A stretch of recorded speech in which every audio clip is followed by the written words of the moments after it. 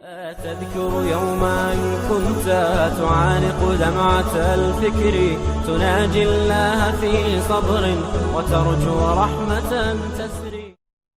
My brothers and sisters, a very quick important message. Firstly, we thank Allah subhanahu wa ta'ala. If you notice, we just read Salat al-Dhuhr with Jama'ah. And this is a gift of Allah subhanahu wa ta'ala. One would not believe how blessed we are. It is Allah and Allah alone who gives us these opportunities to read in such peace and in such goodness, and to be able to come and fulfill a duty we have unto our own Maker. So we thank Allah subhanahu wa ta'ala for this. In order to show gratitude, it is not enough to just say, I thank Allah, but it is a dedication. It is something we need to promise Allah subhanahu wa ta'ala, that not only the salah shall we fulfill for you, but we will endeavor to learn all the regulations that you have sent down and adopt them as best as we can. So inshallah, if we have salah that is in place and intact, preferably, like you all know, for the men folk to be reading in the masjid, and that is preferred. If there is no masjid in your area and you are living somewhere where perhaps it is difficult to get there, one of the minimum things you could do is read salah with jama'ah, even if it is in your home. And obviously, you know, we are living in a country where you might not have a masjid nearby. So at least you gather your family, make something very important out of it. The reason is, I have the deen in me, maybe, perhaps. You have the deen in you, maybe, perhaps. But we need to pass that torch on to the generations. If they witness that we have a keen interest in reading our salah within the home, automatically, without saying one word, they will show a similar interest. There will come a time, and you and I do know that, when the generations that are coming forth will not want to be told anything. If you tell them something, perhaps they might be offended. They might not want to listen to you. They might think you are being unreasonable. So there definitely has already come a time when we need to teach by example. Example meaning you show lots of love to your child, and your child witnesses that this father of mine, this mother of mine who loves me so much, this is what they do every day. Let me follow the footsteps. Without talking, without saying anything, they will follow the deen. They will come forth. Mark my words, my brothers and sisters, there will come a time when it will virtually be impossible for us to tell our children what to do because of the way they may react to it. So if we start from now, by the will of Allah subhanahu wa ta'ala, leading by example, we won't have to say one word. They will come forth and they will be able, by the will of Allah subhanahu wa ta'ala, witnessing our dedication and the goodness and the sweetness we get from it, and by the will of Allah subhanahu wa ta'ala, they will be able to follow that beautiful example. So we show gratitude to Allah subhanahu wa ta'ala by obeying His commands, by abstaining from His prohibitions, by controlling not only our temper and so on, but developing our good character and conduct. It's not enough to say that I'm a person who fulfills salah, but when we go home we swear, we shout, we scream, we waste our time, we sit in front of the television watching all sorts of movies, or perhaps we're on our phone all day and all night. We need to understand there are limits, and we need to understand that Allah subhanahu wa ta'ala has kept certain duties on our shoulders that we need to fulfill. One thing that is of extreme importance that I have found very beneficial in my own life, and obviously it's derived straight from the sunnah of Rasulullah sallallahu alaihi wasallam, and that is to ask Allah's forgiveness genuinely every single day.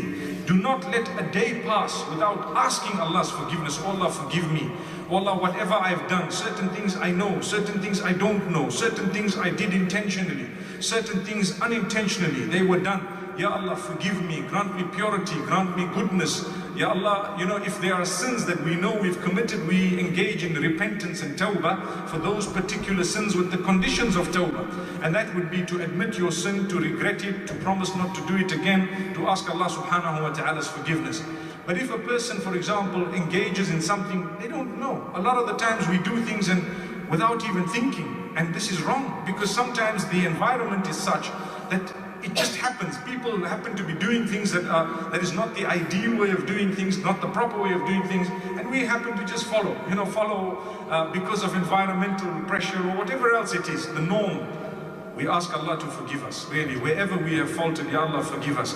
The strength that is achieved by a mu'min through seeking the forgiveness of Allah is something so immense and intense that you look at Muhammad sallallahu alayhi wa sallam sunnah. confirmed, ahadith, when we say muttafaqa alayha, there is no doubt about them, that he used to seek forgiveness between 70 and 100 times a day. He used to seek forgiveness of Allah. He did not need it. He was a Nabi of Allah subhanahu wa ta'ala, sallallahu alayhi wa sallam.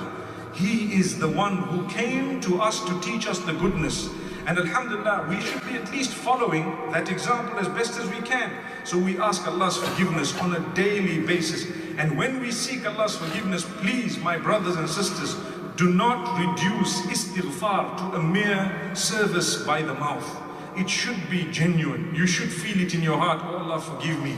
After salah, the sunnah, as soon as you make the salam of the farad salah, is to say astaghfirullah thrice. That's the sunnah of Rasulullah sallallahu alaihi wasallam. But let's not just say astaghfirullah, astaghfirullah, astaghfirullah, because it's a sunnah and we don't know what we said. What are you saying? You are saying astaghfirullah, I seek your forgiveness, oh Allah, you are my maker. Wallahi, the amount of strength we will achieve by that is so immense, it's so great. If you take a look at Surah Nuh, for example, where Allah subhanahu wa ta'ala speaks about the benefit of istighfar by the tongue of Nuh alayhi salatu wassalam, he was telling his people what the benefits of istighfar are. So the verses, فَقُلْتُ اسْتَغْفِرُوا رَبَّكُمْ إِنَّهُ كَانَ غَفَّارًا يُرْسِلِ السَّمَاءَ عَلَيْكُمْ مِدْرَارًا ويمددكم بأموال وبنين ويجعل لكم جنات ويجعل لكم أنهارا. What beautiful benefit of istighfar. He says, I told my people, seek the forgiveness of Allah, O my people. Istaghfiru rabbakum. He is indeed the most forgiving. Innahu kana ghaffara. I stop for a moment to tell you, my brothers and sisters, shaitan comes to us to make us think that the sin you have committed is beyond the forgiveness of Allah subhanahu wa ta'ala. Sometimes you grow a little bit older, you turn to Allah, and you are not proud of what you might have done in the past. So shaitan comes to you and makes you think, no, the sin I committed, no ways, Allah's not going to forgive me, I'm going to be penalized, I'm going to be punished, and it's over, and I don't know what's going to happen. If that is the case, we are driven further away from Allah subhanahu wa ta'ala. Don't let that happen. Innahu kana ghaffara. Allah subhanahu wa ta'ala is indeed ghaffar, not just ghafoor. Ghafoor is one who is forgiving. Ghaffar is one who is oft forgiving, one who is very forgiving, one who understands the nature of human because he is the maker, and one who knows the condition of the heart. In fact, one in whose hands is the heart and its condition. May Allah subhanahu wa ta'ala soften our hearts to be in His obedience, and soften our hearts to be with Him rather than against Him. Ameen. So, if Nuh alayhi salam is saying, if you seek this forgiveness, obviously seek the forgiveness of Allah. He is most forgiving. Don't lose hope in His mercy. Never, no matter what you've done.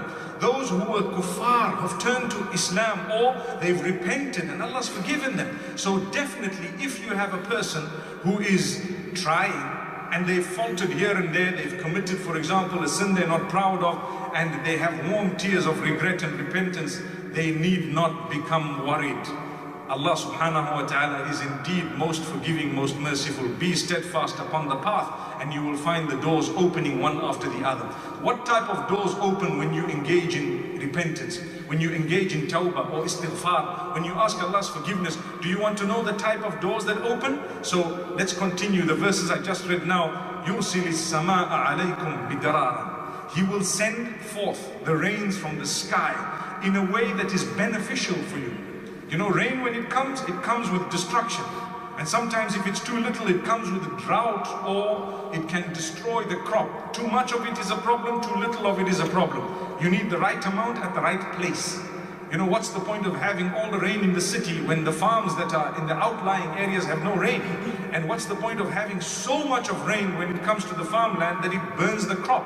The crop becomes rotten after a certain time. So if a person engages in istighfar, they ask Allah's forgiveness, they will definitely achieve the correct proportion of sustenance. They will achieve the correct proportion of rain. Rain is connected to the livelihood, the economy.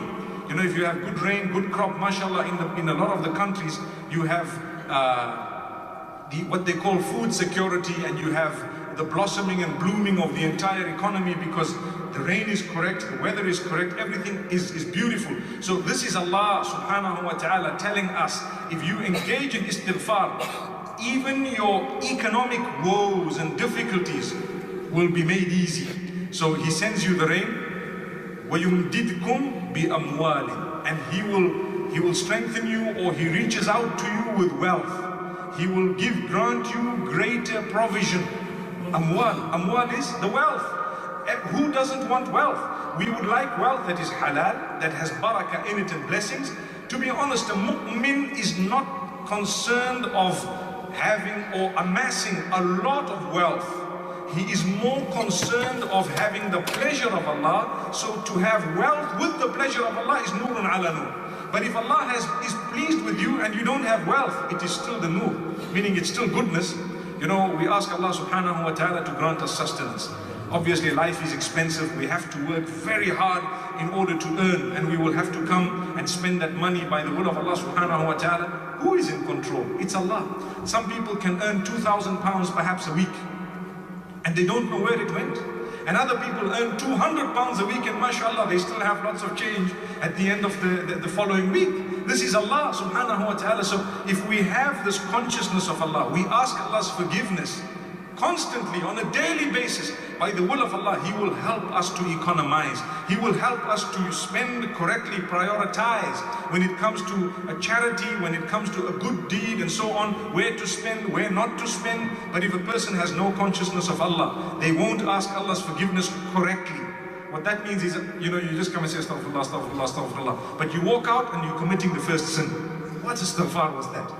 You know, we go home and we start swearing. What istighfar was that? If I say, oh Allah, forgive me, purify me, grant me goodness, make me a good person, such that I can be good in this world and I can achieve goodness in the akhirah as well. And I'm conscious of my statement all the time because I say it up to 100 times a day.